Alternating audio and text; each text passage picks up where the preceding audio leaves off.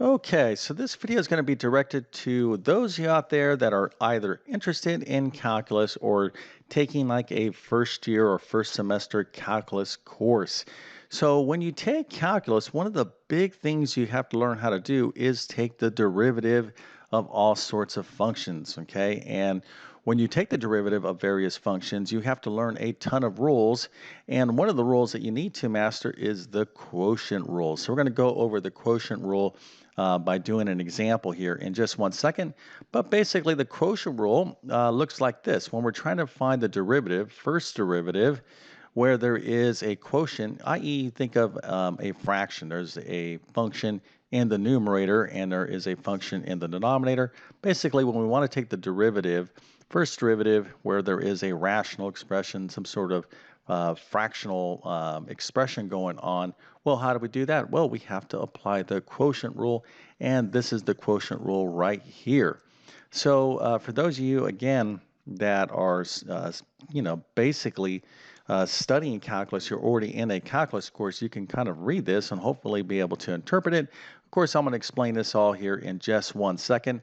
And for those of you that are just interested in calculus, I'm telling you right now, this is not anything that you're not able to learn. Okay, so if it looks kind of scary and whatnot, don't panic. Get what you can from it. But for those of you that are, in fact, taking calculus right now, well, this is kind of fundamental, foundational stuff that you absolutely need to know. So we're going to get to all this in just 1 second. But first, let me quickly introduce myself. My name is John. I'm the founder of TC Math Academy. I'm also a middle and high school math teacher. I've been teaching math for decades. And I'm telling you right now, if you're at the calculus level, you already know how to be successful in mathematics. You already realize that it takes a lot of effort to learn math. But what you need beyond that is great math instruction. Hopefully, you have a great professor teaching you calculus. I actually don't offer a calculus course. My highest course that I could offer you is pre-calculus, and a lot of people struggle in calculus because they haven't really mastered everything in pre-calculus. So if you need assistance with kind of that foundational stuff, all the advanced trigonometry, polar equations, logarithmic functions, all that kind of stuff that you definitely need to know to be successful in calculus. Check out my pre-calculus course. You can find a link to it by going to my Math Help program. You can find a link to my Math Help program in the description of this video, and then you can find my pre-calculus course there. So if you're shaky on that kind of things that you should have learned in pre-calculus that you still don't know, well, that's going to show up and have a negative impact on your calculus studies. So anyways, that's one thing I can offer you.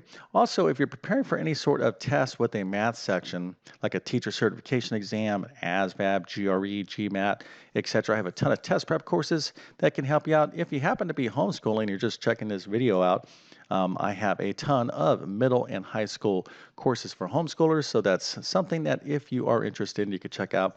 And if this video helps you out, don't forget to like and subscribe. That definitely helps me out. So again, I don't know where you're coming from. Some of you out there might just be watching this video just because you're interested in calculus, and that is awesome as well.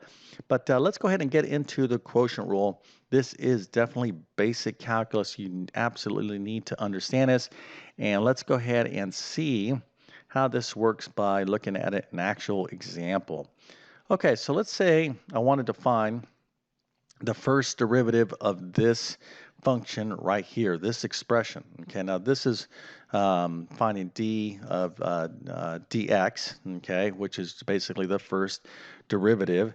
So this is the notation. There's other notations you can use, the prime notation like y, finding y prime. So that's, other notation that you might be familiar with. But here, what I'm saying is go ahead and find the first derivative with respect to the variable x of this function right here. Now, if you look at this function, you can see we have a numerator and a denominator. Technically, this would be classified as a rational function, but you look at it, it's like, hey, there's a fraction going on here, right? There's a numerator and denominator. So how can I find the first derivative of a situation like this? Well, this is a quotient. Okay, remember the word quotient has to do with division or fraction. So Anytime you see something like this where there's a fraction going on, you want to be thinking quotient. Okay, there's other rules like the product rule, etc. But so anyways, we are going to apply the quotient rule, and here it is. Okay, so let's just kind of look at the quotient rule, and what does it say? Well, here we have a numerator and here we have a denominator. So the numerator starts off by saying you're going to take that g of x function, which is the function that represents the function in the denominator. In this case, it's going to be x squared plus 1. So you're just going to write that, and you're going to multiply it by the first derivative of the function in the numerator. In this case, that's 5x minus 2. Okay, so yes, you're going to have to use a lot of algebra to kind of set all this up. But this, again, it's not difficult. Now, hopefully, you already know how to find the first derivative of these little functions right here. If not, I'll show you exactly how to do that. And then you're going to put a subtraction sign. And then we're going to put the f of x function, which is the function in the numerator right here. And we're going to multiply it by the first derivative of the denominator function, which is x squared plus 1. That's what this is. So this is a lot of math. That's our numerator. So we're going to put a nice long fraction bar right here. And then we're going to put that all over the g of x function, which is our denominator function squared. Okay, so when you're looking at these rules, obviously, before you commit this to your memory, and this is something you probably would not be given on a test or quiz in your calculus course. Your teacher is probably going to ask you to just do problems without like a little formula sheet. They might give you a formula sheet for your final exam, but some of the stuff you definitely want to commit to long-term memory. And there's other notation that you can use that's a little bit easier than this. But anyways, I would just want to kind of break this out. This is the quotient rule. And you can see here that the g of x function cannot be equal to 0 because we don't want to have 0 in the denominator. Okay, so if you are at the pre-calculus level or calculus level, or you have some pretty decent math skills, go ahead and set this up. Okay, follow this rule again right here. This top function, this is the f of x function, and our bottom function down here in denominator, this is our g of x function. And all you got to do is kind of set this up by following the rules and then just working this down. Okay, so let's see how well you can do with this. I'm actually going to show you the answer. If you're not ready to see the answer, go ahead and pause the video, but I'm going to go ahead and do this right now. Okay, so here is the quotient rule. Okay, here is our problem. We want to find the first derivative with respect to x, 5x minus 2 over x squared plus 1. So let's go ahead and write this out. Okay, now I'll kind of shift back and forth. So we're going to say, all right, so here is the quotient rule. So we're going to first start off by writing that g of x function. Okay, this is, again, notice the g of x function is the function in the denominator. So we're just going to write that out, and I have that right here, x squared plus 1, and we're going to multiply it by f prime of x. This is the first derivative of the function in the numerator. So this is 5x minus 2. So I'll use this notation right here. Okay, we're going to take the first derivative with respect to x of 5x minus 2. So that's what this is right here. Okay, this is the first derivative of that numerator function, which is, of course, 5x minus 2. Okay, now we're going to put a subtraction sign, so I'll write that there. Then I'm going to put what? I'm going to put f of x, which is the numerator function, which is 5x minus 2. I'll put that there. And then we're going to put the first derivative with respect to x of that g of x function. That's our denominator function, x squared plus 1.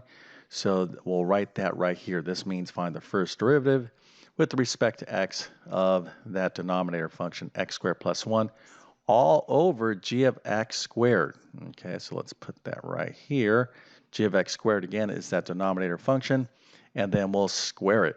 Okay, so This is the setup, and anytime you're working with any formulas in calculus or mathematics, before you start doing the work, you want to double check, hey, did I do this right? Okay, yes, here is the g of x function. This is the first derivative of the f function minus the f function times the first derivative of the g function, and here is the g function squared. Okay, so you're going to look at all of that and you're like, okay, that makes sense. So now let's go ahead and actually do the work. Okay, so let's start off here. X squared plus 1. So that's just going to be x plus 1 times the first derivative. I'm focusing on this part right here of 5x minus 2. Okay, so what's the first derivative of that? Well, let's kind of do this right here. 5x minus 2. If I'm taking the first derivative, all you're going to do is the power rule, right? So there is a 1 right here, so you're going to multiply that 1 times that 5.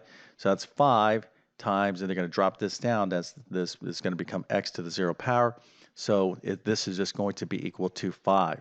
Now, if you don't know how I got 5 as the first derivative, then you want to look at other videos using a power rule, the chain rule, all that kind of good stuff. Basic calculus, okay, how to find the first derivative. So you do need to know some of that basic stuff in order to use the quotient rule.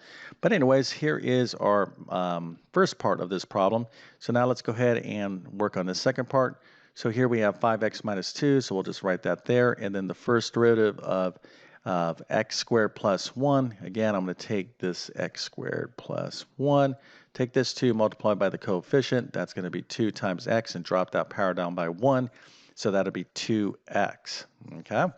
All right, so that's how you find the first derivative of these nice basic functions like this. And then here, this is going to be x squared plus 1 squared. And we will just leave this expression in its current form. We won't actually do all this multiplication. It's not necessary. But anyways, now let's go ahead and clean this up. Okay.